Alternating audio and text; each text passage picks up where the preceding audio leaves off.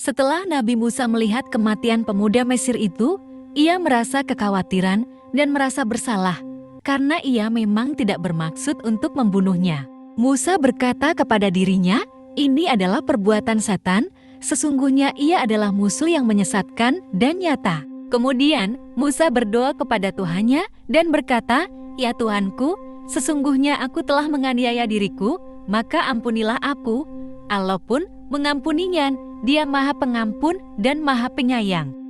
Kisah ini Allah ceritakan dalam Quran Surah Al-Qasas ayat 14-17. Kemudian Nabi Musa menjadi takut di tengah-tengah kota dan merasa terancam. Dalam ayat itu digambarkan bagaimana Nabi Musa merasakan ketakutan di mana ia mengkhawatirkan kejahatan akan datang padanya pada setiap langkahnya dan ia begitu sensitif melihat gerak-gerik di sekitarnya. Nabi Musa saat itu menampakkan kegoncangan jiwa yang dahsyat. Sebenarnya, Nabi Musa hanya ingin mempertahankan dirinya saat menolong seseorang dari Bani Israel. Ketika itu, Nabi Musa mendorong dengan tangannya dan bertujuan memisahkan orang Mesir dari orang Israel, tetapi ia justru membunuhnya. Beliau berjanji di kemudian hari bahwa beliau tidak akan lagi membantu orang-orang yang berbuat jahat. Beliau tidak akan lagi terlibat dalam pertengkaran dan permusuhan antara sesama penjahat seperti itu. Di tengah-tengah perjalanannya, Musa dikagetkan ketika melihat orang yang ditolongnya kemarin saat ini lagi-lagi memanggilnya dan minta tolong padanya. Lagi-lagi orang itu terlibat permusuhan dan pertengkaran dengan seorang Mesir. Musa mengetahui bahwa orang Israel ini berbuat aniaya dan termasuk salah seorang preman di situ. Akhirnya, Musa berteriak di depan wajah orang Israel itu sambil berkata, "Sungguh ternyata engkau adalah orang yang jahat." Ia melerai pertengkaran itu. Orang Israel itu mengira bahwa Musa akan mencelakakannya, maka ia diliputi rasa takut sambil meminta kasih sayang kepada Musa. Ia berkata, "Wahai Musa, apakah engkau akan membunuhku sebagaimana engkau membunuh orang yang kemarin? Apakah engkau ingin menjadi seorang penguasa di muka bumi dan tidak ingin menjadi orang yang memperbaiki bumi?" Ketika mendengar orang Israel yang mengatakan demikian, Musa berhenti dan amarahnya mereda. Musa mengingat apa yang dilakukannya kemarin dan bagaimana ia meminta ampun dan bertaubat serta berjanji untuk tidak menjadi pembantu orang-orang yang berbuat jahat. Musa kemudian kembali dan meminta ampun kepada Tuhannya. Akhirnya, rahasia Musa tersingkap karena pemuda dari kalangan Bani Israel itu, orang Mesir yang di sisinya mengetahui hal tersebut dan tersebar luaslah berita itu sehingga sampai kepada istana. Karena permasalahan pembunuhan itu sebelumnya belum tersingkap, maka tersingkaplah bahwa Musa yang membunuhnya. Akhirnya Fir'aun mengutus para pengawal istana untuk memburu Musa. Lalu seorang lelaki yang beriman datang dari penjuru kota. Ia membisikkan kepada Musa bahwa ada suatu rencana untuk membunuhnya.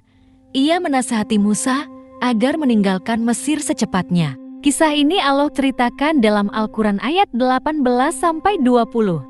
Ada beberapa pendapat yang mengatakan bahwa laki-laki yang memberitahu Nabi Musa adalah kalangan dari Bani Israel. Ada juga yang mengatakan dari orang Mesir yang memiliki jabatan penting di kalangan istana. Lelaki Mesir yang beriman itu sudah mengenal Nabi Musa dari kecil sehingga ia peduli terhadapnya. Musa meninggalkan kota dan menjadi orang yang terusir. Musa segera keluar dalam keadaan takut dan waspada. Musa selalu berdoa dalam hatinya, "Ya Tuhanku, selamatkanlah aku dari orang-orang yang zolim." Kaum itu memang benar-benar orang-orang yang zolim. Nabi Musa tidak membawa makanan untuk perjalanan. Beliau tidak membawa binatang tunggangan yang dapat mengantarkannya. Beliau tidak pergi bersama suatu kafilah. Beliau langsung pergi ketika mendapatkan kabar dari seorang mukmin yang mengingatkannya dari ancaman Fir'aun. Musa melalui jalan yang tidak lazim dilalui orang biasa. Musa memasuki gurun dan ia menuju ke suatu tempat yang di situ Allah membimbingnya. Ini adalah pertama kalinya beliau keluar dan mengarungi gurun pasir sendirian. Kemudian sampailah Musa di suatu tempat yang bernama Madian. Musa istirahat dan duduk-duduk di dekat sumur yang besar, di mana di situ orang-orang mengambil air untuk memberi minum kepada binatang-binatang tunggangan mereka dan binatang-binatang gembalaan mereka. Musa tidak memiliki makanan selain daun-daun pohon di sekitarnya. Musa merasa lapar dan keletihan, ia hanya bisa memakan daun-daunan yang tumbuh di sekitarnya. Musa berjalan menuju tempat air. Sebelum sampai, ia mendapati dua orang perempuan yang sedang menyendirikan kambing-kambingnya agar jangan sampai tercampur dengan kambing orang lain. Musa merasa bahwa kedua wanita itu membutuhkan pertolongan. Musa lupa terhadap rasa hausnya, lalu beliau menuju ke arah mereka dan bertanya, apakah ia dapat membantu mereka? Lalu seorang gadis yang paling tua berkata, kami menunggu sampai selesainya para gembala itu mengambil air untuk binatang gembalaan mereka. Musa bertanya, mengapa kalian tidak mengambil air sekarang? Gadis yang paling kecil berkata, kami tidak mampu untuk berdesak-desakan dengan kaum pria. Nabi Musa keheranan karena mengetahui kedua gadis itu menggembala kambing yang biasanya dilakukan kaum pria. Musa bertanya, mengapa kalian mengembala kambing? Maka kata gadis yang paling kecil, orang tua kami sudah tua di mana kesehatannya tidak dapat membantunya untuk keluar dari rumah dan mengembala kambing setiap hari. Musa berkata, kalau begitu, aku akan membantu kalian untuk mengambil air tersebut. Musa berjalan menuju tempat air. Musa mengetahui bahwa para pengembala meletakkan di atas bibir air suatu batu besar yang tidak bisa digerakkan kecuali oleh 10 orang. Musa merangkul dan mengangkatnya dari bibir sumur. Otot-otot Musa tampak menonjol saat memindahkan batu itu. Musa adalah seorang lelaki yang kuat. Akhirnya, Musa berhasil mengambilkan air bagi remaja putri itu, dan kemudian ia mengembalikan batu itu ke tempatnya. Musa kembali duduk di bawah naungan pohon. Saat itu, Musa lupa untuk minum. Perut Musa menempel ke punggungnya karena saking laparnya. Musa hanya mengingat Allah Tuhannya dan menibutnya di dalam hati. Ya Tuanku, sesungguhnya aku sangat memerlukan suatu kebaikan yang Engkau turunkan kepadaku. Kisah ini Allah ceritakan dalam surah Al-Qasas ayat 22-24. Di sisi lain kedua gadis itu kembali pulang ke rumahnya. Si ayah bertanya, hari ini kalian kembali lebih cepat dari biasanya. Gadis yang paling tua berkata, sungguh hari ini kami sangat beruntung. Wahai ayah, kami bertemu dengan seorang lelaki yang mulia yang mengambilkan air bagi hewan kami sebelum orang-orang lain mengambilnya. Si ayah berkata, Alhamdulillah. Gadis yang paling kecil berkata, saya kira wahai ayahku, dia datang dari tempat yang jauh dan tampak ia sedang lapar. Saya melihat dia dalam keadaan kelelahan meskipun ia seorang lelaki yang kuat. Si ayah berkata kepada anak perempuannya, pergilah engkau padanya dan katakan, sesungguhnya ayahku memanggilmu untuk memberimu upah atas jasamu mengambilkan air untukku. Kemudian anak perempuan itu pergi menemui Musa dalam keadaan hatinya berdebar-debar. Perempuan itu berdiri di depan Musa dan menyampaikan surat dari ayahnya. Musa bangkit dari tempat duduknya dan pandangannya tertuju ke bawah. Musa tidak bermaksud mengambilkan air untuk mereka dengan tujuan mengharapkan upah dari mereka. Beliau membantu mereka hanya semata-mata karena Allah Subhanahu wa Ta'ala. Beliau merasakan dalam dirinya bahwa Allah yang mengarahkan beliau untuk membantu mereka. Gadis itu berjalan di depan Musa, kemudian bertiuplah angin dan menyentuh pakaiannya, sehingga Musa menundukkan pandangan matanya karena merasa malu. Musa berkata kepadanya, saya akan berjalan di depanmu dan tunjukkanlah jalan kepadaku. Akhirnya sampailah mereka ke tempatnya. Ayah gadis itu adalah seorang tua yang solih dari negeri Madian. Orang tua itu menghidangkan kepada Nabi Musa makanan siang dan bertanya kepadanya dari mana ia datang dan kemudian kemana ia akan pergi. Musa mengungkapkan ceritanya. Orang tua itu berkata kepadanya, jangan khawatir dan jangan takut, engkau akan selamat dari orang-orang yang zolim. Negeri ini tidak tunduk pada Mesir dan mereka tidak akan sampai di sini. Mendengar ucapan itu, Musa menjadi tenang dan bangkit untuk pergi.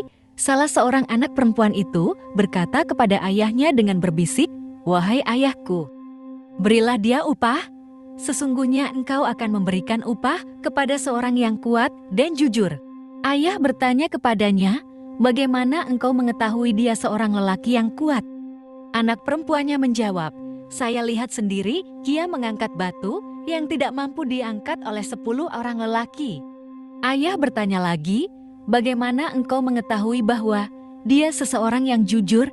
Perempuan itu menjawab, "Ia menolak untuk berjalan di belakangku dan ia berjalan di depanku sehingga ia tidak melihatku saat aku berjalan.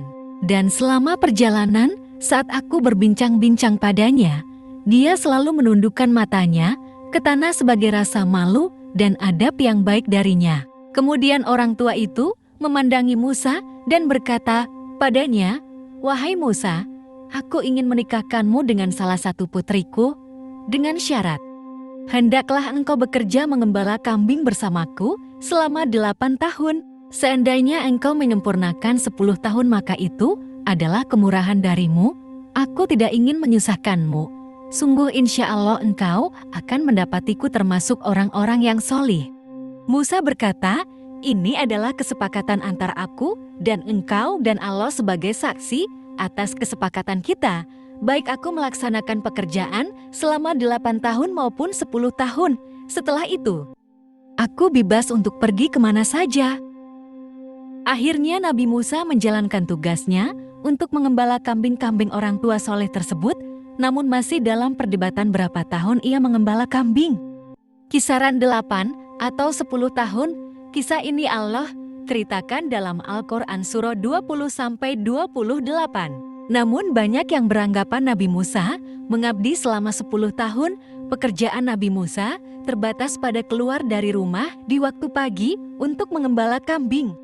Kami kira bahwa 10 tahun masa yang dihabiskan oleh Nabi Musa di Madian merupakan suatu ketentuan yang dirancang oleh Allah. Selama 10 tahun Musa habiskan menjauh dari kaum dan keluarganya, ia banyak merenung tentang alam semesta dan penciptanya. Oleh karena itu, sebelum datangnya wahyu itu, perlu adanya persiapan mental dan moral, sedangkan persiapan fisik telah selesai dilaluinya di Mesir, yaitu persiapan yang dilakukan melalui pengasingan yang sempurna. Seringkali Musa mendapatkan kesunyian dan keheningan di balik pengasingan itu. Allah mempersiapkan hal tersebut kepada nabinya agar setelah itu beliau mampu memegang amanat yang besar dari Allah Subhanahu wa Ta'ala. Kemudian datanglah suatu hari atas Musa, selesailah masa yang ditentukan, kemudian Musa merasakan kerinduan untuk kembali ke Mesir dengan berlalunya waktu. Hukuman yang harus dijalaninya dengan sendirinya gugur. Tetapi beliau juga mengetahui bahwa undang-undang di Mesir sebenarnya terletak pada kekuatan penguasa. Jika penguasa berkehendak, maka seseorang dapat menerima hukuman, dan jika tidak berkehendak, maka dia akan memaafkannya meskipun yang bersangkutan berhak mendapatkan hukuman. Musa tidak sepenuhnya yakin ia akan selamat ketika beliau menginjakkan kakinya di Mesir seperti keyakinannya bahwa beliau selamat di tempatnya sekarang. Meskipun demikian, rasa rindunya untuk melakukan perjalanan kembali ke tempatnya mendorong Musa segera menuju ke Mesir. Musa berkata kepada istrinya, "Besok kita akan memulai perjalanan ke Mesir." Istrinya berkata dalam dirinya, di dalam perjalanan terdapat 1000 macam bahaya. Tetapi ketenangan tetap menghiasi wajah Musa. Istri Musa tetap taat kepada Musa. Nabi Musa sendiri tidak mengetahui rahasia tentang keputusannya yang cepat untuk kembali ke Mesir. Setelah 10 tahun, beliau pergi melarikan diri. Akhirnya Musa dan keluarganya pergi. Mereka melakukan perjalanan pada musim dingin dan membawa bekal seadanya.